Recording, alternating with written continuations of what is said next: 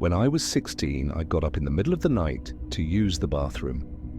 The hall outside my room was quiet, with the bathroom door just a few steps away. Normally, I wouldn't have thought twice about it, but as soon as I stepped out, a wave of dread hit me. It was like something was right behind me, moving fast, almost close enough to touch. My skin crawled, and my chest tightened as my instincts screamed at me to get out of the hallway. It wasn't the first time I'd felt this. Over the years, it would happen randomly, sometimes during the day, sometimes at night. The feeling always vanished as soon as I stepped into another room. I rushed into the bathroom and went to shut the door, but it stopped short like something was in the way. My first thought, desperately trying to make sense of it, was that my dad must have been behind me and was playing a prank. "Dad!" I called out, my voice shaking. There was no response. I peeked through the gap in the door and my stomach turned.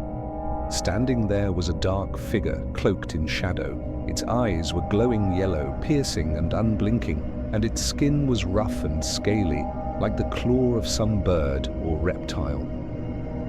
I tried slamming the door shut, but it wouldn't move. That's when I saw it, something sticking out near the latch.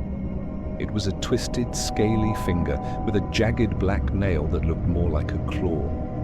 I pushed the door harder, slamming it again and again. The claw twitched with each hit, and after what felt like forever, it pulled away. I locked the door and backed up, breathing hard, my hands trembling. That's when the voice started. At first, it sounded like my mom. "Sweetie, it's okay. Open the door." I froze, staring at the door. "Come on," the voice continued, soft but insistent. "I just want to talk to you." Something about the way it spoke didn't feel right. Then the tone changed, growing colder.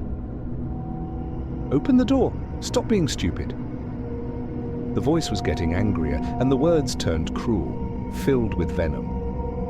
It was saying things my mum would never say, things designed to hurt me, to make me feel small and scared. And then it laughed, a sound that started soft and human, but twisted into something monstrous. The door started shaking violently, and I pressed my back against the wall, trying to block out the noise.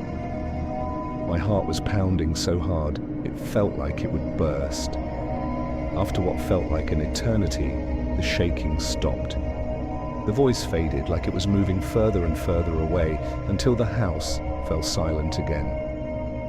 I waited, too terrified to move, until I finally worked up the courage to leave the bathroom. The hallway felt calm, almost too calm. I peeked into my parents' room and saw them both asleep, completely undisturbed.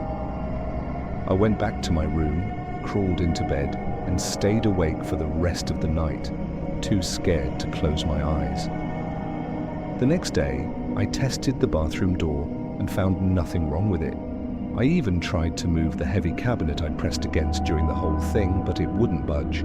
It was as if nothing had ever happened. To this day, I can't explain what I saw or heard that night. It didn't feel like a dream. It felt real, like the kind of real that gets under your skin and never leaves.